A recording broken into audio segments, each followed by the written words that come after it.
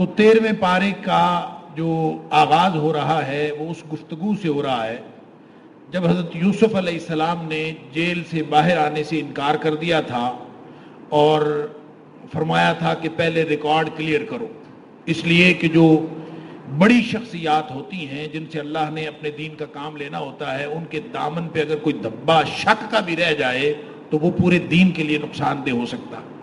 دیکھیں، اللہ کی کتاب کے بعد جو صحیح ترین کتاب دنیا میں ہے وہ بخاری شریف ہے، اور امام بخاری کے پاس کسی نے، ڈاکو نے دیکھ لیے دینار، اشرفیاں دیکھ لی، کشتی میں بیٹھے ہوئے تھے، تو اس نے جا کے فراڈیے نے شور مچا دیا کہ اس نے دیکھ لیا تھا کہ وہ 40 اشرفیاں ہیں اور وہ امام بخاری کے پاس تھیں، اس نے شور مچا دیا کہ میری 40 اشرفیاں چوری ہو گئیں۔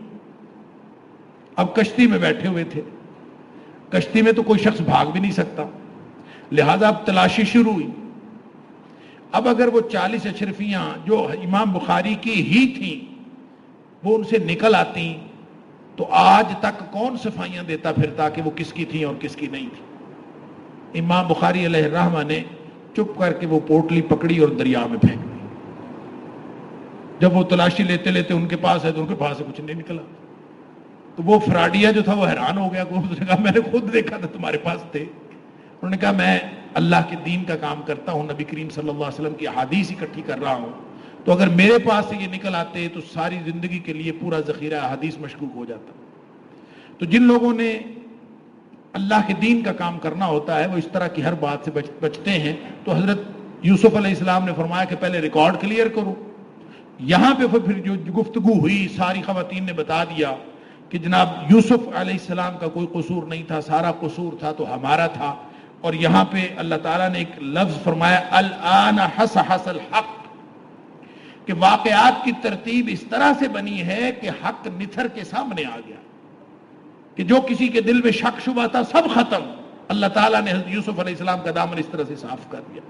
اور یہاں پہ جو بات کہی گئی وما ابرئ نفسی ان النفس لامارۃ بالسوء الا ما رحم ربی، جہاں سے 13واں پارہ شروع ہوتا ہے کہ میں اپنے نفس کو بری نہیں کرتا، میں یہ نہیں کہتا کہ یہ گناہ کی طرف مائل نہیں ہو سکتا۔ کیوں؟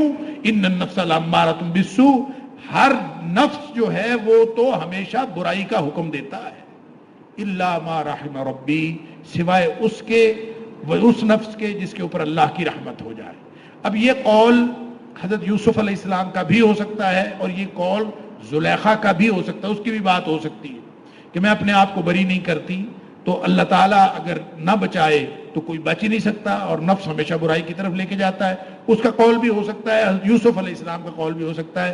زیادہ قرین قیاس بات یہ ہے کہ حضرت یوسف علیہ السلام کا قول ہے ان ربی غفور الرحیم، میرا رب جو ہے بہت بخشنے والا اور رحمت کرنے والا ہے۔ اس لیے کہ جب پیچھے اللہ تعالیٰ نے فرمایا تھا کہ وَلَقَدْ هَمَّتْ بِهِ وَهَمَّ بِهَا لَوْلَا أَن رَأَىٰ بُرْهَانَ رَبِّهِ، کہ اس خاتون نے تو برائی کا ارادہ کر لیا تھا، اور حضرت یوسف علیہ السلام بھی برائی کا ارادہ کر لیتے اگر وہ اللہ کی برہان نہ دیکھتے۔ تو الا ما رحم ربی کا مطلب یہ ہے کہ اللہ کی رحمت ہوئی حضرت یوسف علیہ السلام پر، اللہ بخشنے والا ہے۔ بہرحال بادشاہ نے جب سمجھا کہ یوسف علیہ السلام جو ہیں یہ تو بہت کام کے آدمی ہیں اور ان کے دامن پر جتنے بھی شکوک و شبہات کے داغ تھے سارے صاف ہو گئے، تو اس نے کہا کہ میں تمہیں اپنے معاملات کے لیے خاص کر لیتا ہوں۔ فرمایا کہ اگر تم نے رکھنا ہی ہے مجھے تو پھر مجھے وزیر خزانہ بنا دو، وزیر بنانا ہی ہے تو وزیر خزانہ بناؤ، اس لیے کہ انی حفیظ علیم، میں جانتا ہوں کہ یہ حسابات کیسے رکھنے ہیں، حفیظ، اور میں حفاظت بھی زیادہ کرنے والا ہوں۔ میرے اندر اللہ نے جو صلاحیت رکھی ہے وہ کسی اور کے اندر نہیں رکھی۔ دیکھیں نبی اکرم صلی اللہ علیہ وسلم نے فرمایا عہدہ نہیں مانگنا، جو عہدہ مانگتا ہے وہ بددیانت ہوتا ہے۔ عہدہ مانگنا اس بات کی دلیل ہے کہ بندہ خائن ہے۔ داؤد شریف کی حدیث ہے کہ سب سے بڑا خائن وہ ہوتا ہے جو مانگ کر عہدہ لے۔ حضرت یوسف علیہ السلام نے عہدہ مانگا نہیں، یوسف علیہ السلام کو عہدہ دیا جا رہا تھا، اور جب دیا جا رہا ہو تو اس وقت آدمی اپنی صلاحیت کے مطابق لکھ کے بے شک دے دے کہ میرے اندر فلاں فلاں صلاحیت ہے، مجھے اس جگہ نہ لگاؤ بلکہ اس جگہ لگا لو تو یہ زیادہ بہتر۔ اور اپنے آپ کو اس طرح پیش کرنا کہ میرے اندر اللہ نے یہ صلاحیت رکھی ہے، جیسے یوسف علیہ السلام نے فرمایا انی حفیظ علیم، مجھے اللہ تعالیٰ نے یہ صفات دی ہیں لہذا مجھے یہ لگا دیے، اس میں کوئی حرج نہیں۔ یہ اس نبی پاک صلی اللہ علیہ وسلم کا یہ فرمان پھر اس صورت میں صادق نہیں آتا کہ کسی نے مانگ کے عہدہ لیا۔ جس کو اللہ نے جس لیول کا شرف عطا فرمایا ہے اس لیول کے شرف میں اس کو اپنی مرضی کی اور اپنی صلاحیتوں کے مطابق ڈیوٹی پسند کر لینی چاہیے۔ یہ عہدے کی طلب نہیں ہوتی بلکہ یہ اپنے آپ کو مناسب جگہ پر رکھنا ہوتا ہے، جس کے بارے میں اللہ کریم نے فرمایا ہے کہ ان تؤدوا الامانات الی اہلھا، جو اہل لوگ ہیں ان کے ذمہ امانتیں لگایا کرو۔ تو حضرت یوسف علیہ السلام نے اپنی صلاحیت بتائی کہ میری یہ صلاحیت ہے لہذا مجھے یہ لگا دی۔ بہرحال اللہ تعالیٰ فرماتے ہیں کہ اس طرح سے یوسف علیہ السلام کو زمین میں اقتدار مل گیا۔ کذالک مکننا لیوسف فی الارض، زمین میں ان کو اقتدار مل گیا اور اب ان کو موج لگ گئی، یتبوأ منہا حیث یشاء، اب تو وہ با اختیار تھے، جہاں چاہیں مرضی رہیں، کہاں سے نکلے کنویں سے اور پھر قید خانے میں رہے، اور اب اللہ تعالیٰ نے ان کو اختیار دے دیا۔ اور پورا وزیر خزانہ کے پاس کتنا اختیار ہوتا ہے، اور خزانہ بھی ایسا کہ دور دور تک کسی کے پاس اس وقت غلہ نہیں تھا، ان کے پاس غلہ تھا، 7 سال جوڑ جوڑ کے رکھا اور سنبھال لیا۔ جب قحط پڑا دور دور سے لوگ آئے، اللہ اکبر، اور آ کے وہ غلہ لے کے جاتے تھے۔ یوسف علیہ السلام کے بھائی بھی آ گئے، وجاء اخوۃ یوسف فدخلوا علیہ فعرفوا وهم له منکرون، ان کے بھائی آئے، یوسف علیہ السلام نے دیکھتے ہی پہچان لیا یہ میرے بھائی، وهم له منکرون، وہ نہیں پہچان سکے کہ یہ کون ہے۔ بہرحال جب وہ لے کے جانے لگے تو تعارف ہوا ہوگا نا باتوں باتوں میں کہ تم کون ہو، کہاں سے آئے ہو، تو باتوں باتوں میں یہ بات پتہ چل گئی کہ اس کا ایک بھائی بھی ہے چھوٹا بنیامین۔ تو کہا کہ اگلی دفعہ جب آنا ہے نا تو اپنے بھائی کو ساتھ لے کے آنا ہے، اگر نہ لے کے آئے تو تمہیں غلہ نہیں ملے گا۔ تو یہ کہہ کے تو ان کو بھیج دیا اور لوگوں سے کہا اپنے کارندوں سے کہ یہ جو ان کی نقدی تھی نا، جو غلہ خریدنے کے لیے لائے تھے، وہ ان کے کجاموں کے اندر ہی، ان کے بوروں کے اندر ہی ڈال دو، کہیں ایسا نہ ہو کہ ان کے پاس دوبارہ نقدی نہ ہو آنے کے لیے۔ تو یہ نقدی ان کے پاس ہوگی تو پھر واپس دوبارہ آئیں گی، تو وہ واپس انہی میں ڈال۔ جب وہ گھر پہنچے تو گھر پہنچ کے وہ بڑے خوش کہ دیکھو یہ کیسا غلہ ہے جناب، یہ تو موج لگ گئی، غلہ بھی مل گیا، پیسے بھی واپس مل گئے۔ اور اب انہوں نے ابا جی سے کہا کہ ابا جی بھائی چھوٹے کو ساتھ اگر نہ بھیجا تو اس نے کہہ دیا ہے کہ ہم نے آئندہ غلہ کوئی نہیں دینا۔ اور پھر دیکھو کتنا اچھا آدمی ہے کہ اس نے ہماری نقدی، ہماری جمع پونجی وہ بھی واپس کر دی۔ اور اس طرح سے ہمیں وجدوا بضاعتهم ردت الیہم، کہ ان کی وہ پونجی بھی ان کے پاس واپس آ گئی۔ انہوں نے کہا کہ ذالک کیل یسیر، یہ تو سودا ہی بڑا مزے کا ہے کہ آئندہ بھی ہم جائیں گے، پھر اگر اس طرح سا سودا ملے تو اور کیا چاہیے کہ اپنے پیسے بھی واپس آ جائیں اور غلہ بھی آئے۔ بہرحال جو حضرت یعقوب علیہ السلام تھے وہ پہلے ہی پریشان تھے، اور انہوں نے کہا کہ تم نے پہلے بھی میرے ساتھ وعدہ کیا تھا اور اسی طرح سے اب وعدہ کر رہے ہو جس طرح یوسف علیہ السلام کی طرف کے وقت وعدہ کیا تھا، تو میں تمہارے اوپر کیسے اعتبار کروں۔ بہرحال انہوں نے کہا کہ فاللہ خیر حافظا وہو ارحم الراحمین، اللہ ہی بہترین حفاظت کرنے والا ہے۔ بہرحال بھیج دیا ساتھ کہا کہ سارے بھائی جا رہے ہو، ایک دروازے سے داخل نہ ہونا۔ اللہ تعالیٰ فرماتا ہے کہ ایسے یعقوب علیہ السلام کے ذہن میں بات آئی تھی کہ ایک دروازے سے داخل ہوں گے کہ بری نگاہ جو نظر بد لگ جاتی ہے، تو اس سے بچنے کے لیے، وگرنہ ہونا کچھ بھی نہیں تھا اگر وہ ایک دروازے سے بھی داخل ہو جاتے۔ بہرحال وہاں پہنچتے ہی حضرت یوسف علیہ السلام نے چھوٹے بھائی کو کان میں بتا دیا کہ میں تیرا بھائی یوسف، اس کو بتا دیا، باقیوں کو نہیں بتایا۔ اللہ اکبر۔ اب ان کو تو آپس میں دونوں بھائیوں کی تو بات بن گئی۔ واپس جب جانے لگے وہ مال لے کے، اللہ اکبر، تو جس ناپنے والا جو ٹوپا تھا، جو پیالہ تھا بادشاہ کا، وہ پیالہ جس سے وہ ناپ کے غلہ دیتے تھے، اپنے کارندوں سے کہا کہ وہ بھی اس کے نا اب بھائی چھوٹا جو بنیامین ہے نا، اس کے بورے کے اندر ڈال۔ انہوں نے اس کے اندر ڈال دیا۔ جب وہ چل پڑا تو پیچھے سے ایک نے آواز دی کہ جناب تم نے تو چوری کی ہے۔ چوری کیا کی ہے؟ کیا کون سی چیز چوری ہوئی؟ انہوں نے کہا جی بادشاہ کا پیالہ گم ہو گیا۔ پیالہ کس سے ملے گا؟ انہوں نے کہا جی ہم کوئی چور تھوڑی ہیں۔ بہرحال تلاشی شروع ہوئی، طے یہ ہوا کہ جس سے نکل آیا نا پیالہ اس کو رکھ لینا بادشاہ نے ادھر ہی، فَهُوَ جَزَاؤُهُ، جس سے نکلا وہی اس کا بدلہ ہے، اس کی سزا یہی ہے کہ وہ ادھر ہی رہ جائے۔ تو بہرحال وہ پہلے دوسرے کے جاموں کی تلاشی لی، لیتے جب بنیامین کی تلاشی لی اس میں سے نکل آیا۔ اللہ حیران پریشان یا ایھا العزیز ان لہ ابا شیخا کبیرا، کہ اے عزیز مصر، اس کے والد صاحب بڑے بوڑھے آدمی ہیں، تم ایسے کرو فخذ احدنا مکانہ، ہم میں سے کسی کو رکھ لو اس کی جگہ، ہم تو بڑا پکا وعدہ کر کے آئے تھے، تو ہم میں سے کسی کو رکھ لو، انا نراک من المحسنین، تو بڑا اچھا آدمی ہے، پہلے بھی بڑا ہمارے اوپر احسان کیا ہے، ایک اور احسان یہ کر کہ ہماری جگہ ہمارے میں سے کسی اور کو رکھ لو، بنیامین کو واپس دے دو۔ فرمایا معاذ اللہ ان ناخذ الا من وجدنا متاعنا عنده، جس سے نکلا ہے پیالہ ہم تو اس کو رکھیں گے، ہم کیوں ظلم کریں؟ ارے انا اذا لظالمون، ہم تو ظالم ہو جائیں گے ایسے کسی اور کو رکھ لیں، تو کوئی نہیں رکھنا۔ اللہ، ان کا بڑا جو تھا نا، قال کبیرہم، بڑا بھائی، یہ اس بڑے بھائی کا کردار الگ ہے سارے کرداروں میں سے، اللہ اکبر۔ یعنی یہ پوری جو کہانی ہے اس میں 9 بھائیوں کا کردار الگ ہے، یہ 10واں بھائی جو بڑا ہے، اس نے شروع میں بھی جب باقی بھائیوں نے پروگرام بنایا تھا نا کہ اس کو قتل کر دیں یوسف کو علیہ السلام کو، تو اس نے کہا تھا کہ نہیں قتل نہ کرو، اس کو کسی کنویں میں پھینک دو، کوئی اٹھا کے لے جائے گا، تمہارا مسئلہ حل ہو جائے گا، قتل کیوں کرتے ہو؟ اب وہی جو ہے وہی بھائی وہ کہتا ہے میں نے تو اب جانا ہی کوئی نہیں، میں تو ابا جی کا سامنا ہی نہیں کر سکتا، تم جاؤ جا کے ابا جی سے خود ہی بات کرو، یا تو ابا جی مجھے اجازت دیں گھر آنے کی تو پھر میں جاؤں گا، یا اللہ میرا کوئی فیصلہ فرما دے، میری موت ہی آ جائے، میں نے جانا ہی کوئی نہیں کر، تم جاؤ جا کے بتاؤ۔ اللہ، گئے بیچارے، جا کے بڑی قسمیں اٹھائیں، جا کے کہا وصل القریۃ التي كنا فيها والعیر التي اقبلنا فيها، اس قافلے سے پوچھ لیں جس قافلے کے ساتھ ہم گئے تھے، اس بستی کے کسی بندے سے پوچھ لیں، ہم سچے ہیں، اس نے چوری کی تھی، وہ پکڑا گیا۔ یہاں پہ ایک بڑی اور خوبصورت بات ہے، اللہ اکبر، جب وہ چوری پکڑی گئی نا، اب یوسف علیہ السلام کو تو پتہ تھا کہ بنیامین چور نہیں ہے، تو وہ بھائی کہتے ہیں ان یسرق، اس نے چوری کی ہے، فقد سرق اخ له من قبل، اس کا ایک بھائی ہوتا تھا، اس کا سگا بھائی، اس نے بھی چوری کی تھی اس سے پہلے، ایسے ہی یوسف علیہ السلام پر الزام لگا دیا۔ اللہ تعالیٰ فرماتے ہیں فَأَسَرَّهَا يُوسُفُ فِي نَفْسِهِ وَلَمْ يُبْدِهَا لَهُمْ، یوسف علیہ السلام پی گئے اس بات کو اور بات نہیں کی۔ بہرحال بنیامین ادھر رہ گیا، وہ وہاں پہنچ گئے، اب کیا کریں یعقوب علیہ السلام؟ فصبر جمیل، پھر صبر کیا، اور انما اشکو بثی وحزنی الی اللہ، اللہ سے دعائیں کرتے رہے، اللہ میرے سارے غم اور میری سارا درد تجھے معلوم ہے، اور تجھ سے میں شکوہ کرتا ہوں، میں کدھر جاؤں؟ اللہ۔ پھر اگلی دفعہ جب ہوا، ایک تو حضرت یعقوب علیہ السلام نا امید نہیں ہوئے، انہوں نے کہا بیٹو جاؤ، جا کے تم تلاش کرو، فتحسسوا من یوسف واخیہ، جا کے یوسف اور اس کے بھائی کو تلاش کرو، ہو سکتا ہے مل جائے اور اللہ کی رحمت سے مایوس نہ ہو، اس لیے کہ اللہ کی رحمت سے کافر مایوس ہوتے ہیں، مومن کبھی اللہ کی رحمت سے مایوس نہیں ہوتے۔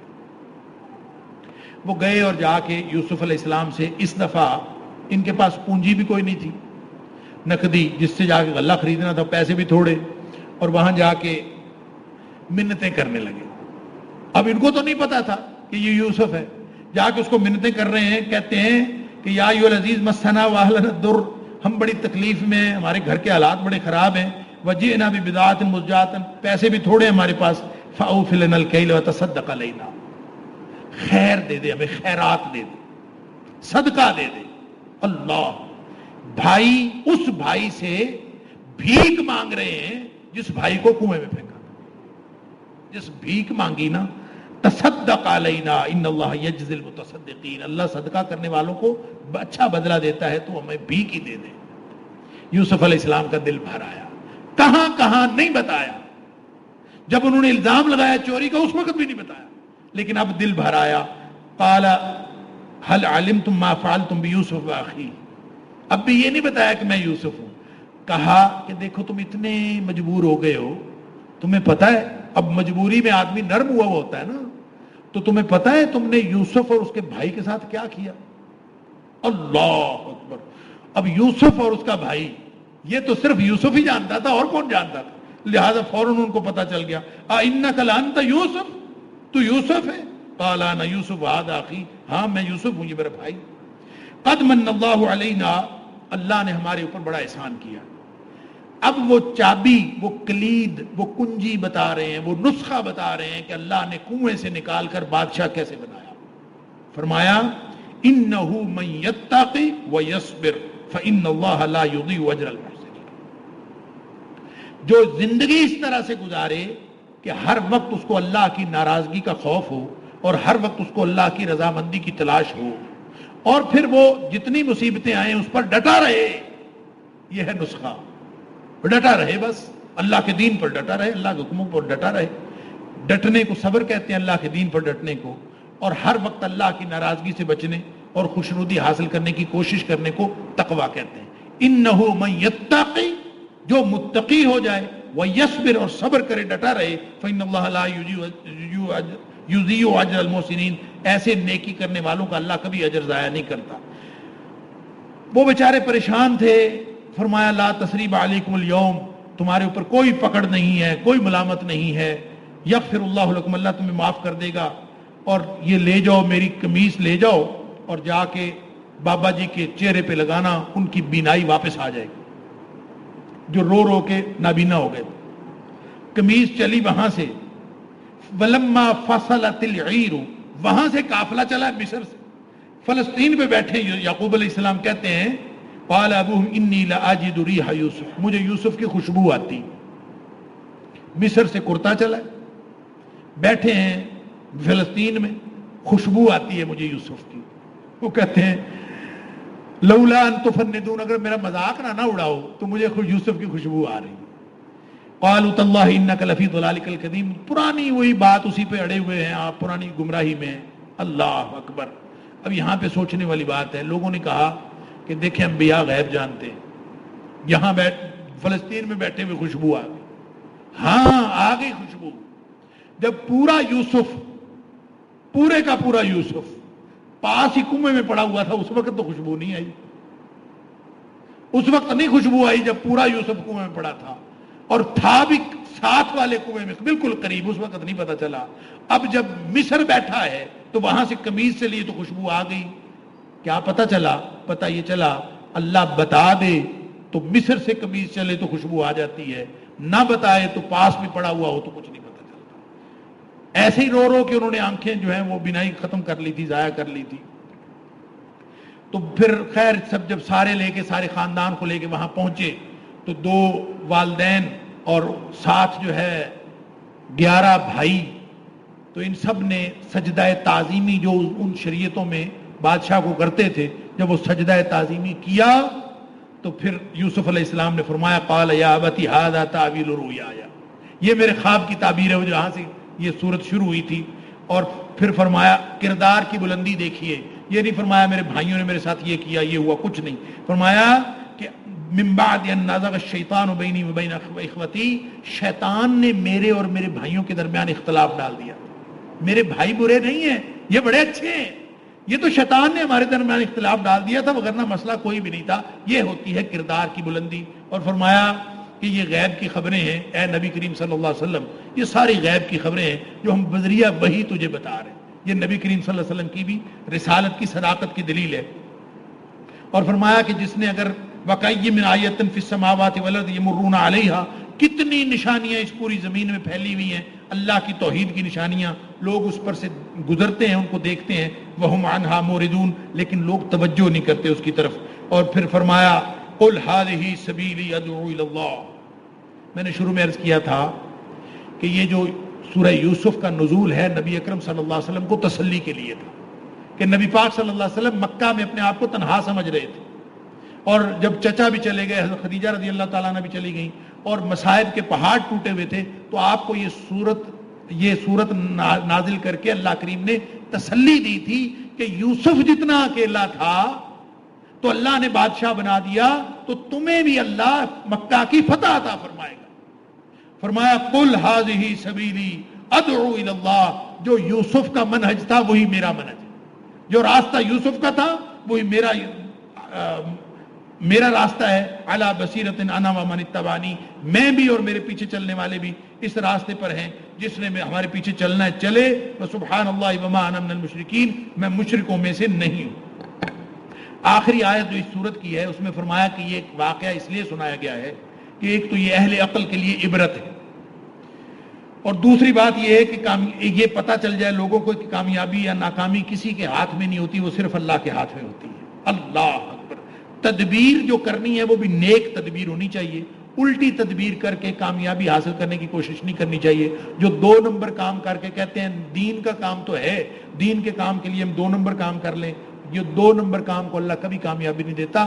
تدبیر بھی اچھی ہوگی تو اس کو کامیابی ملتی، اور اللہ کا کرنا پورا ہو کر رہتا ہے. یہ بھی یہاں پہ بتائی، اور یہ بھی بتایا کہ سیرت و کردار اور عقل و فہم کس طرح اللہ نے کس طرح کام کرتا ہے کہ جس اللہ کا دیا ہوا عقل اور شعور انسان استعمال کرے اور اللہ پر توکل اور بھروسہ رکھے، سیرت اور کردار وہ اپنائے جو اللہ چاہتا ہے، تو اللہ تعالیٰ کس طرح کنویں سے نکال کر اکیلے آدمی کو پردیس میں جا کے بھی حکومت عطا کر دیتا.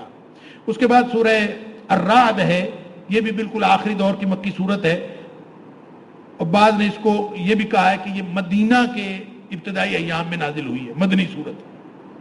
بہرحال اس کا جو مرکزی مضمون یہ ہے کہ وحی الہی حق ہے. پورا مضمون اسی صورت کے اسی ایک بات کے گرد گھومتا ہے، وحی کے گرد. عقیدہ کی وضاحت اس میں اندر ہوئی ہے، اور یہ بتایا گیا ہے کہ جو اس وحی کو ماننے والے ہیں وہ عقل مند ہیں، اور جو نہ ماننے والے ہیں وہ سازشی اور بیوقوف ہیں. 3 حصے کیے جا سکتے ہیں اس صورت کے مضمون کے اعتبار سے. پہلا حصہ آیت نمبر 1 سے 18 تک قرآن کی دعوت توحید و آخرت حق ہے. دوسرا حصہ آیت نمبر 19 سے 29 تک اہل توحید عقل مند ہیں اور اہل شرک جو ہیں احمق اور بے وقوف ہیں. تیسرا حصہ آیت نمبر 30 سے 43 تک سورت کے اختتام تک کہ عقل مند جو ہیں اہل ایمان ان کا انجام بھی بہترین ہوگا مشرکوں کا یعنی احمقوں کا، اور جو توحید والے اہل توحید جو عقل مند ہیں ان کا انجام ایک جیسا نہیں ہو سکتا. پھر اس کے بعد اللہ تعالیٰ نے مختلف نعمتیں گنوائی ہیں اور یہ فرمایا ہے کہ یہ جو تم درخت ایک ہی زمین سے درخت اگتے ہیں، ایک طرح کا پانی لگتا ہے، مٹی بھی ایک جیسی ہے، سب کچھ ایک جیسا ہے. بعض اوقات تم ان کو مثال کے طور پر انگور تم اگر ان کو ایک جگہ پہ بوتے ہو تو ایک ہی جگہ پہ انگور کی بیل اگتی ہے، وہی زمین وہی پانی وہ سب کچھ، ایک کا مزہ اور ہے دوسرے کا مزہ اور. تمہیں پتہ نہیں چلتا کہ ان کو کوئی پیدا کرنے والا ہے، اس کا کوئی مقصد ہے، تمہیں اس سے نہیں پتہ چلتا. پھر فرمایا کہ جو لوگ اس بات سے تعجب کرتے ہیں نا کہ اللہ آخرت میں دوبارہ کیسے اٹھائے گا، ان کو اس بات سے بھی تعجب کرنا چاہیے کہ یہ ایک ہی مٹی ایک ہی پانی ایک طرح کا، وہاں سے ایک پودا اگتا ہے تو اس سے سیب نکلتا ہے، دوسرا پودا اگتا ہے تو اس پر کنو لگتا ہے، تیسرا پودا اگتا ہے کچھ بھی نہیں لگتا. جو اللہ ایک ہی طرح کی زمین میں سے مختلف طرح کے پھل اگا سکتا ہے وہ اللہ دوبارہ پیدا کیوں نہیں کر سکتا؟ ان کو اس پر تو تعجب نہیں ہوتا، اس پر کیوں تعجب کرتے ہیں؟ پھر فرمایا کہ اللہ کا علم جو ہے محیط کلی ہے، ہر چیز کو اللہ تعالیٰ جانتا ہے، اور کوئی کسی قوم کی حالت کو اللہ نہیں بدلتا، ساری قدرت اس کے پاس ہے، لیکن وہ اپنی ساری قدرت اور طاقت کے باوجود کسی کی بھی جو حالت ہے کسی قوم کی نہیں بدلتا. حتی یغیروا ما بانفسہم، جب وہ قوم جب تک خود اپنی حالت بدلنے کے لیے کوشش نہ کریں اللہ ان کی حالت نہیں بدلتا. یہ قانون ہے اللہ کا. پھر فرمایا لہو دعوت الحق، پکارا جانا اسی کا حق ہے. اور مشرکوں کو ایک مثال کے ساتھ یعنی مذاق اڑایا گیا ہے مشرکوں کا کہ مشرک جو اللہ کو چھوڑ کر کسی اور کو پکارتے ہیں نا، وہ ایسے ہی ہے کہ جیسے کوئی آدمی پانی کو پکارے، ہاتھ پھیلا کے پانی کو کہے آ جا میرے منہ میں آ جا. مثال دی گئی ہے والذین یدعون من دونہ لا یستجیبون لہم، جس طرح پانی کو آپ پکارتے رہیں کہ آ کے میرے منہ میں گھس جاؤ، پانی آ جا کے میرے منہ میں گھس جا، آپ پکارتے رہے پانی آ سکتا ہے بھلا؟ فرمایا جس طرح پانی آ کے تمہارے منہ میں نہیں گھس سکتا، اسی طرح جن کو تم پکارتے ہو اللہ کے علاوہ کو وہ کبھی تمہیں جواب نہیں دے سکتے، ان کے پاس طاقت ہی نہیں ہے. جیسے پانی خود آ کے تمہارے منہ میں نہیں گھس سکتا، اس کے پاس طاقت نہیں، اسی طرح دوسری ان لوگوں کے پاس بھی طاقت نہیں. پھر فرمایا 2 گروہ ہیں، 2 کردار ہیں، ایک اندھے ہے ایک بینا ہے.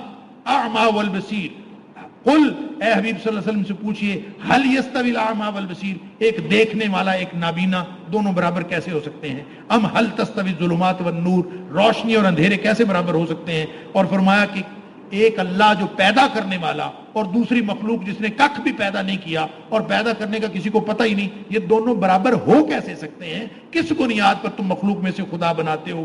کیا شریکوں نے کوئی چیز تخلیق کی ہے؟ اگر کی ہے تو دکھاؤ، کیوں شبہ میں پڑے ہوئے ہو؟ اور پھر فرمایا کہ دنیا میں وہی قوم ٹھہرتی ہے وَأَمَّا مَا يَنْفَعُ النَّاسَ فَيَمْكُثُ فِي الْأَرْضِ، جو لوگ دوسروں کے کام آتے ہیں لوگ جہاں میں وہی اچھے آتے ہیں جو کام دوسروں کے، جو دوسروں کے کام آتا ہے نا اللہ اس کو زمین میں قرار عطا فرماتا ہے. یعنی زمین میں حکومت ان کو ملتی ہے۔ اس سے یہ پتہ چلتا ہے کہ یہ جو کافروں کو حکومت زمین کی ملی ہوئی ہے نا، وہ غالباً لوگوں کے لیے زیادہ فائدہ مند ہے، وہ لوگوں کے لیے زیادہ فائدہ کرتے ہیں، اللہ تعالیٰ ان کو زمین میں حکومت عطا۔ یہ بھی ایک قانون ہے اللہ کا، اما ما ينفع الناس، جو لوگوں کو فائدہ دیتا ہے، فَيَمْكُثُ فِي الْأَرْضِ، اللہ تعالیٰ ان کو زمین میں حکومت دے دیتا ہے۔ اس لیے کہ یہ دنیا کی جو حکومتیں ہیں اور دنیا کی جو بادشاہت ہے، یہ دنیا کی جو دولت ہے، یہ کسی بھی فضیلت کی وجہ نہیں ہو سکتی، کسی بھی فضیلت کی بنیاد نہیں ہو سکتی۔ فضیلت اصل وہ ہے جو اللہ کے ہاں ہو۔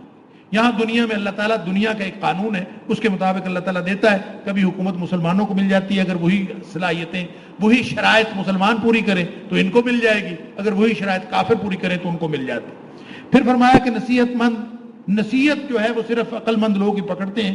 عقل مند لوگ کون ہوتے ہیں، اس کی پوری ایک تفصیل بتائی ہے آیت نمبر 19 سے 22 تک۔ فرمایا اللہ سے کیا ہوا عہد نبھانے والے یہ عقل مند لوگ ہیں، صلہ رحمی کرنے والے ہیں جن کو اللہ نے صلہ رحمی کرنے کا حکم دیا ہے، رب سے ڈرنے والے ہیں، تقدیر پر ایمان رکھتے ہوئے برے حساب سے ہمیشہ ڈرتے ہیں، خوف میں مبتلا رہتے ہیں، اللہ کی رضا کے لیے صبر کرتے ہیں، نماز قائم کرتے ہیں، خفیہ اور علانیہ مال خرچ کرتے ہیں، برائی کا جواب نیکی سے دیتے ہیں۔ یہ ہیں وہ لوگ جن کے لیے اولئک لہم عقبی الدار، جس کے لیے اللہ نے جنت کا گھر رکھا ہے۔ پھر فرمایا کہ جو عہد توڑتے ہیں اللہ کا، ان کے لیے اللہ نے جہنم رکھا ہے اور لعنت۔ اطمینان قلب اور ذکر الہی، الا بذکر اللہ تطمئن القلوب، جو یاد کرتا ہے نا اللہ کو، اس کا دل مطمئن رہتا ہے۔ اللہ کو یاد کرنے کا کیا مطلب ہے؟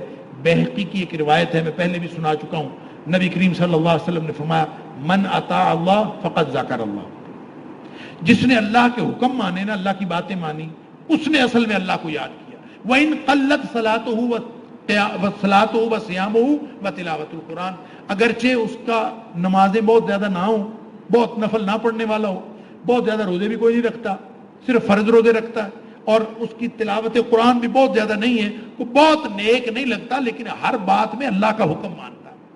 فرمایا وہ ہے اصل میں اللہ کو یاد رکھتا۔ وَمَنْ عَصَى اللَّهَ، جو اللہ کی نافرمانی کرتا ہے، فقد نسی اللہ، وہ ایسا ہے جس نے اللہ کو بھلا دیا۔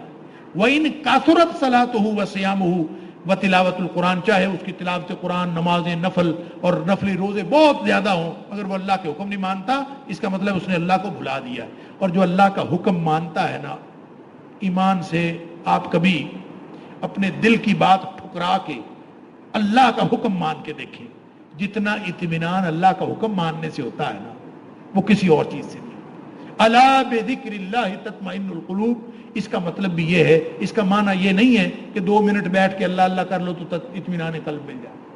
اس کا مطلب یہ ہے کہ زندگی میں اللہ کا حکم نافذ کر لو، نافذ کر لو گے، پھر دیکھو تمہاری زندگی کتنی مطمئن گزرتی ہے۔ پھر فرمایا کہ قرآنی اور نبوی دعوت کو جو ٹھکرائے گا وہ آخرت کے عذاب کا باعث بنے گا۔ اہل تقویٰ کے لیے دائمی جنت ہے۔ 2 مختلف انجام بتائیں، اور پھر فرمایا تم تقدیر کا بہانہ نہ بنایا کرو۔ یمحو اللہ ما یشاء ویثبت، اللہ جس کو چاہتا ہے مٹا دیتا ہے، جس کو چاہتا ہے باقی رکھتا ہے۔ تقدیر اسی کے پاس ہے نا، جس کے پاس تقدیر ہے، نہ آپ نے دیکھی نہ میں نے دیکھی، کسی نے دیکھی نہیں۔ ایسے خواہ مخواہ تقدیر کا لوگوں کو بہانہ بنا ہوا ہے کہ تقدیر لکھی ہوئی جی ہوتا تو وہی ہے جو لکھا ہوتا ہے۔ بھئی ہو وہی جو لکھا ہوا ہے، کیا فرق پڑتا ہے اس سے؟ اللہ تعالیٰ فرماتا ہے تقدیر میرے پاس ہے، عندہ ام الکتاب، وہ لکھا ہوا اس کے پاس ہے نا، تمہارے پاس تو نہیں۔ کیا لکھا ہے کیا نہیں تمہیں تو نہیں پتا، تم اللہ کی مرضی، اللہ کی رضا حاصل کرنے کے لیے کوشش کرو، وہ مٹا دیتا ہے، لکھا ہوا مٹا دیتا ہے۔ یمحو اللہ ما یشاء، وہ جو چاہتا ہے مٹا دیتا ہے، ویثبت، جس کو چاہتا ہے باقی رکھتا ہے۔ لہذا جو مستقبل کی بات ہو نا، اس کے بارے میں یہ نہیں کہنا چاہیے جو اللہ کو منظور۔ مستقبل کے بارے میں یہ دعا کرنی چاہیے کہ اللہ بہتری کرے، اللہ ہمارے لیے خیر کا معاملہ کرے، ہمیشہ بہتری کی دعا کرنی چاہیے، اس لیے کہ اگر اللہ کو تمہاری کوئی مصیبت پہنچانی منظور ہے، اللہ نے لکھ رکھا ہے کہ تمہارے اوپر مصیبت آ رہی ہے، تو جب تم کہو کہ جو اللہ کو منظور ہے، تو پھر اللہ نے تو مصیبت منظور کی ہوئی ہے، وہ پھر آ جائے گی تمہارے۔ اور جب تم کہو کہ نہیں نہیں اللہ ہمارے لیے بہتری کرے گا، اللہ خیر کرے گا، جب تم یہ کہو گے تو اللہ نے اگر مصیبت بھی لکھی ہوئی ہے، اللہ اس کو مٹا کے اس کی جگہ خیر لکھ دے گا۔ یمحو اللہ ما یشاء ویثبت، جس کو چاہتا ہے برقرار رکھتا ہے، جس کو چاہتا ہے مٹا دیتا ہے۔ اقبال نے جملہ لکھا ہے نا مکالمہ لکھا ہے جبریل کا اور ابلیس کا، کہ جبریل نے ابلیس سے پوچھا کہ ابلیس تو اللہ کا حکم مان لیتا، سجدہ کر لیتا تو آدم کو، خام خواہ تو اتنا راندہ درگاہ قرار پایا اور اتنا بڑی سزا ملی، تو کیوں تو نے سجدہ نہیں کیا؟ کیوں نہیں کیا سجدہ؟ کیوں نہیں مانا اللہ کو؟ کہتا ہے تقدیر میں ایسے لکھا تھا۔ تو جبریل نے پوچھا کہ تقدیر میں ایسے لکھا تھا، یہ تمہیں پہلے پتہ چل گیا تھا کہ بعد میں پتہ چلا ہے؟ کہتا پتہ تو بعد میں چلا ہے تو پھر پہلے تو اپنی مرضی کی ہے نا۔ اس لیے نبی کریم صلی اللہ علیہ وسلم فرمایا جو واقعہ گزر چکا ہو نا اس کے بارے میں کہا کرو قدر اللہ وما شاء فعل، اللہ نے جو تقدیر میں لکھا تھا وہ ہو گیا، جو گزر چکا ہے وہ ہو گیا، وہ ایسے ہے جو تقدیر میں لکھا تھا۔ مستقبل کے بارے میں اوپن پاسبلٹیز، غیر معین امکانات موجود ہیں، آپ جو کروانا چاہتے ہیں دعا کر کے اللہ سے کروا لیں، دعا مانگیں اللہ سے۔ نبی پاک صلی اللہ علیہ وسلم فرماتے ہیں لا يرد القضاء الا الدعاء، دعا کے علاوہ کوئی چیز تقدیر کو، اللہ کے کیے ہوئے فیصلے کو ٹال نہیں سکتی۔ اس کا مطلب ہے دعائیں کرنے سے اللہ کے کیے ہوئے فیصلے ٹل جاتے ہیں۔ یمحو اللہ ما یشاء، اللہ تعالیٰ مٹا دیتا ہے جس کو چاہتا ہے، ویثبت جس کو چاہتا ہے برقرار رکھتا ہے۔ آگے سورہ ابراہیم ہے، سورہ ابراہیم بھی مکی دور کی اخیر زمانے کی صورت ہے۔ دو بنیادی حقیقتوں کی وضاحت اس پوری صورت کے اندر کی گئی ہے۔ ایک تو یہ کہ تمام جو نبی اور رسول تھے وہ ایک ہی دعوت لے کر آئے، ان کی دعوت، ان کا مشن اور ان کا کردار وہ ایک ہی تھا، سارے انبیاء کا کردار ایک تھا۔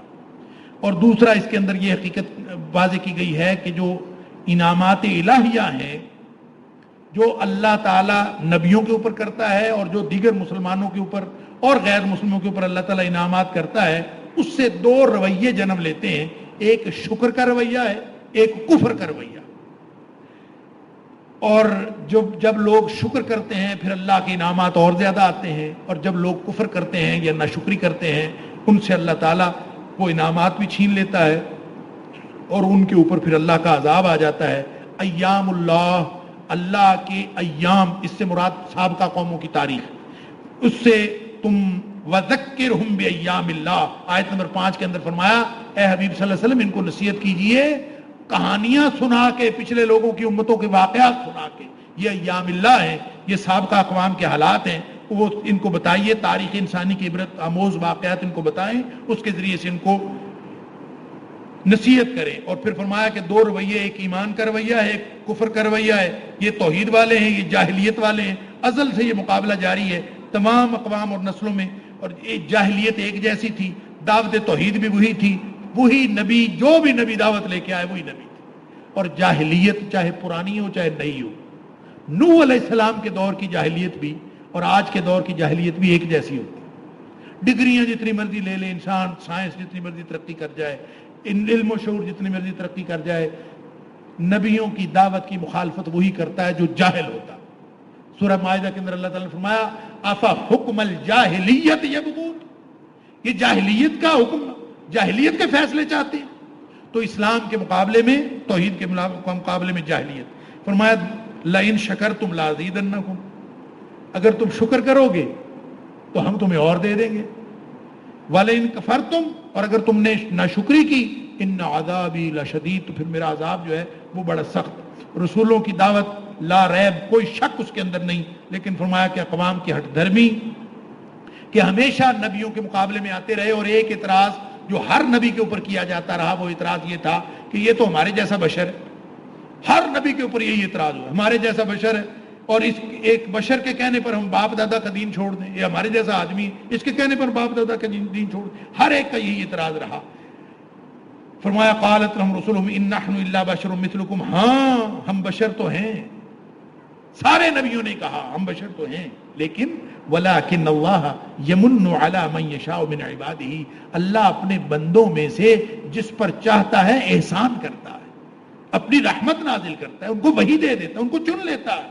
وما كان لنا ان ناتيكم بسلطان الا باذن اللہ، ہمارے پاس اور کوئی دلیل ہے ہی کوئی نہیں سوائے اس کے کہ ہمیں اللہ نے بھیجا ہے، اور ہمارے پاس کوئی دلیل نہیں۔ وعلى الله فليتوكل المؤمنون، پھر تمام انبیاء کی دعوت کو ٹھکرایا گیا، نبی پاک صلی اللہ علیہ وسلم کو بتایا کہ پہلے انبیاء کی دعوت کو بھی ٹھکرایا گیا، آپ پریشان نہ ہوں، اور پھر فرمایا کہ کفار کو جب عبرتناک عذاب ہوگا، 16 اور 17 نمبر آیت میں اللہ اکبر، اس کی کچھ کیفیات منظر کشی کی گئی ہے کہ پہلے تو تھور کا درخت جو ہے وہ مختلف جگہوں پہ اللہ تعالیٰ نے فرمایا کہ جہنم کے اندر ایک درخت ہے، کانٹے دار درخت، ان کو کھانے کو ملے گا تو وہ ہوگا، وہ کیا کھائیں گے، وہ کانٹے اس کے ہوں گے، وہ جب کھائیں گے تو گلے میں پھنس جائے گا۔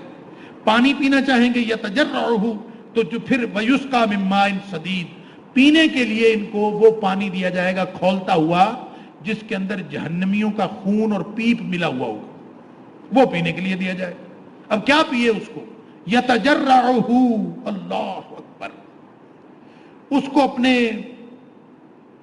گھونٹ گھونٹ پینے کی کوشش کرے گا، تکلیف کے ساتھ اندر ڈالے گا، ولا یکاد یسیغہ، اندر گھونٹ گلے سے نیچے اتار نہیں سکے گا، وَيَأْتِيهِ الْمَوْتُ، ہر گھونٹ پر اس کو موت آئے گی، من کل مکان وما هو بمیت، لیکن اس وقت موت آنی کوئی نہیں، یعنی حالت یہ ہوگی ہر گھونٹ پہ کہ جیسے موت آ رہی ہے لیکن وہاں پہ موت نہیں ہے۔ فرمایا وَمِن وَرَائِهِ عذاب غلیظ، اس کے علاوہ بہت سخت عذاب جو اس کے علاوہ ہے، اللہ تعالیٰ معاف فرمائے۔ اور پھر فرمایا جو کافر جتنے بھی عمل کر رہے ہیں بظاہر جتنے مرضی اچھے لگے ہیں نا ان کے عمل، ان کی حیثیت یہ ہے کہ جیسے راکھ پڑی ہوئی ہو اور آندھی آ جائے، تو کسی پکی جگہ پہ راکھ پڑی ہوئی ہو اس کے اوپر آندھی آ جائے تو وہ راکھ کے ساتھ کیا ہوتا ہے، وہاں پہ ککھ بھی نہیں رہتا، وہ اسی وقت اڑ جاتی ہے۔ تو فرمایا کہ جن لوگ جو کافر ہیں، مثل الذین کفروا بربہم اعمالہم کرماد اشتدت بہ الریح فی یوم عاصف، ان کے اعمال ایسے ہی ہیں جیسے آندھی کے اندر جو ہے وہ آپ رکھ دیں راکھ تو وہ جیسے وہ ٹھہر نہیں سکتی، اسی طرح کہ اس کے اعمال لا یقدرون مما کسبوا، جو کچھ یہ کمایا ہے اس کے اوپر کوئی اختیار ان کا نہیں۔ پھر عقیدہ توحید اور عقیدہ کفر کی مثال دی ہے، دو مثال نے فرمایا الم تر کیف ضرب اللہ مثلا، دیکھو تو صحیح اللہ کیسے مثالیں دیتا۔ فرمایا کلمہ طیبہ، پاکیزہ بات جو دل کے اندر گھر کر گئی، پاک عقیدہ، فرمایا اس کی مثال ایسے ہے کشجرۃ طیبۃ، جیسے پاکیزہ درخت ہو، اصلھا ثابت، جڑیں اس کی مضبوط ہیں، وفرعھا فی السماء، اور اس کی جو شاخیں ہیں وہ آسمان تک پہنچی ہوئی، وتؤتی اکلھا کل حین باذن ربھا، ہر وقت وہ اپنے رب کے حکم سے پھل دے رہا۔ جس کا عقیدہ اچھا ہے ہر وقت اس کا فائدہ اس کو ملتا، اور جس کا عقیدہ برا ہے ومثل کلمۃ خبیثۃ، جو ناپاک کلمہ ہے، ناپاک بات، گندا عقیدہ، کشجرۃ خبیثۃ، وہ ایسے ہی ہے جیسے ناپاک درخت ہو، ان نجتثت من فوق الارض، جس کی جڑ جو ہے وہ زمین کے اوپر سے اکھڑ گئی، جس کی جڑ نیچے گئی ہی نہیں، زمین کے اوپر سے اکھڑ گئی، ما لہا من قرار، وہ اپنی جگہ پہ برقرار رہ ہی نہیں سکتا، وہ پھل کیا دے گا۔ اور یہ گندے عقیدے کی بات گئی ہے۔ اور پھر فرمایا مومنین کو دنیا و آخرت میں اللہ تعالیٰ ثابت قدمی عطا فرماتا ہے، یثبت اللہ الذین آمنوا بالقول الثابت فی الحیات الدنیا والآخرہ، اللہ ہی دنیا و آخرت میں ثابت قدمی عطا فرماتا ہے۔ اور قول ثابت کیا ہے؟ لا الہ الا اللہ۔ نبی کریم صلی اللہ علیہ وسلم دعا کرتے تھے قبر میں اللہ تعالیٰ اللہم ثبتہ بالقول الثابت، اللہ قبر کے اندر قول ثابت، دیکھیں یہ اللہ ہی قول ثابت دیتا۔ قبر میں کون سے سوال ہونے ہیں؟ چھوٹے چھوٹے سوال ہیں، من ربک، ما دینک، من نبیک۔ اس کا جواب رٹا لگانے میں کتنی دیر لگتی ہے؟ بیٹھ کے سارے کافر رٹا لگا لیں، سارے مومن رٹا لگا لیں، ما ربک کا کیا جواب ہے، من ربک کا کیا جواب ہے، ما دینک کا کیا جواب ہے، من نبیک کا کیا جواب ہے۔ یاد کرنے میں دیر تو نہیں لگتی نا، لیکن وہاں جواب آئے گا نہیں، رٹا لگانے سے نہیں آتا۔ اللہ جس کو چاہے قول ثابت پہ قائم رکھتا ہے۔ یثبت اللہ الذین آمنوا بالقول الثابت، جنہوں نے زندگی ایمان پر گزاری ہوتی ہے، ان کو عربی نہ آتی ہو تو بھی ان کو پتہ چل جاتا ہے من ربک کا کیا جواب دینا۔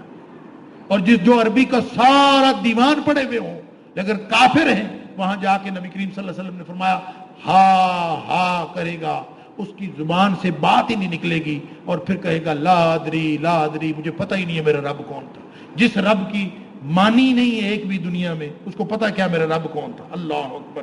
پھر اللہ تعالیٰ نے نعمتوں کا تذکرہ کیا ہے کہ اللہ کے احسانات تمہارے اوپر اتنے ہیں، وَإِن تَعُدُّوا نِعْمَتَ اللَّهِ لَا تُحْصُوهَا، اللہ کی نعمتیں تم گننا شروع کر دو تو تم ان کو گن نہیں سکتے۔ پھر آگے دعائے ابراہیمی اور عظمت مکہ کا ذکر ہے کہ اللہ کریم نے جو مکہ کو عظمت دی ہے اس میں ابراہیم علیہ السلام کے خاندان کا بڑا حصہ ہے، کہ پہلی دفعہ حضرت ابراہیم علیہ السلام اپنے چھوٹے سے بیٹے کو اور اپنی بیوی کو، دونوں گھر والوں کو وہاں کے چھوڑ کے چلے گئے تھے، اور اس وقت دعا کی. جب وہاں سے نکلے تو ایک ٹیلے سے نیچے اتر کے جب ان کی آنکھوں سے اوجل ہو گئے، اب دل گرفتہ تو تھے نا، اب ظاہر اپنے بچوں کو چھوڑ کر تنہائی میں کوئی چھوڑ کے چلا جائے. وہاں کھڑے ہو کے دعا کی، ربنا انی اسکنت من ذریتی بواد غیر ذی زرع عند بیتک المحرم. اللہ تیرے عزت والے گھر کے پاس میں اپنی اولاد کو چھوڑ کے جا رہا ہوں، اور یہ وادی ہے غیر ذی زرع، کوئی اس کے اندر کچھ نہیں ہے. ربنا لیقیموا الصلاۃ، اللہ میں اس لیے چھوڑ کے جا رہا ہوں کہ انہوں نے صلاۃ کا نظام قائم کرنا. فجعل افئدۃ من الناس تہوی الیہم، اللہ تو ایسا کر کہ یہ اس وقت اکیلے ہیں تو ساری دنیا کے لوگوں کے دل جو ہیں اس شہر کی طرف پھیر دے. تہوی الیہم، دوڑتے ہوئے لوگ اس طرف آئیں. وارزقہم من ثمرات لعلہم یشکرون، اور پھر ایسا پھلوں کا رزق بھی ان کو دے دے تاکہ یہ اللہ کا شکر کریں. اب دنیا کائنات میں کوئی پھل ملے نہ ملے، مکے ضرور مل جاتا. سبحان اللہ، مکے پھل کوئی بھی نہیں پیدا ہوتا، وادی غیر ذی زرع ہے، اب بھی نہیں پیدا ہوتا، لیکن مل ہر پھل جاتا ہے. یہ ابراہیم علیہ السلام کی دعا اللہ تعالیٰ نے قبول کی، اور یہ بھی دعا رب اجعلنی مقیم الصلاۃ ومن ذریتی ربنا وتقبل دعا اپنے بچوں کے لیے دعا کر دی کہ اللہ مجھے بھی اپنی نماز پر قائم رہنے والا بنا، میری اولاد کو بھی تو دعائیں قبول کرتا ہے، مجھے بھی معاف کرنا، میرے والدین کو اور مومنین کو بھی جس دن حساب قائم ہوگا. اور پھر آخر پہ سورت کے اختتام پر فرمایا کہ ان کو اے حبیب صلی اللہ علیہ وسلم مشرکین مکہ کو عذاب کی وارننگ دے دیں. وَأَنذِرِ النَّاسَ یوم یاتیہم العذاب، جس دن لوگوں کے اوپر عذاب آئے گا اس دن ان کو ڈرا دو. کوئی بات مانتا ہے تو مانے، نہیں مانتا تو نہ مانے، ان کو بتا دو. فلا تحسبن اللہ مخلف وعدہ، اللہ اپنے وعدوں کے خلاف کبھی نہیں کرے گا. جو وعدے اس نے اپنے رسولوں کے ساتھ کیے ہیں پورے ہو کے رہیں. پھر فرمایا کہ جب عذاب آئے گا، آیت نمبر 49 اور 50 میں بالکل آخر پہ اللہ تعالیٰ نے پھر ایک دفعہ عذاب کی کیفیت بتائی ہے کہ وَتَرَى الْمُجْرِمِينَ يَوْمَئِذٍ مُقَرَّنِينَ فِي الْأَصْفَادِ، زنجیروں میں جکڑے ہوئے ہوں گے، گندک کی قمیضیں پہنی ہوئی ہوں گی، اور آگ کے اندر گندک کی قمیضیں، اللہ اکبر، اور چہرے جو ہیں وہ آگ سے ڈھکے ہوئے ہوں گے. کیا مطلب کہ جو پہناوا ہے وہ بھی عذاب، جو اوپر آئے گا، جو ڈھکا جائے گا وہ بھی عذاب، جو پلایا جائے گا وہ بھی عذاب، جس جگہ بیٹھے ہیں وہ بھی عذاب، ہر چیز جو ہے وہ عذاب، اور جس چیز سے جکڑے ہوئے ہیں وہ زنجیریں جو ہیں وہ بھی عذاب. اللہ تعالی ہم سب کو اس عذاب سے محفوظ رکھے. یہ ڈرایا اس لیے جاتا ہے، وارننگ اس لیے دی جاتی ہے کہ آج ہمارے پاس موقع ہے، ہم اللہ کے عذاب سے بچنے کی کوشش کریں. ہم بچ سکتے ہیں، موت سے بچنے کی ہم کوشش کرتے ہیں جس سے ہم بچ نہیں سکتے. اللہ کے عذاب سے ہم بچ سکتے ہیں اگر ہم کوشش کریں. اللہ تعالیٰ مجھے اور آپ کو، ہم سب کو جہنم سے بچا کر جنت میں جانے والا بنا دے. وآخر دعوانا الحمدللہ رب العالمین.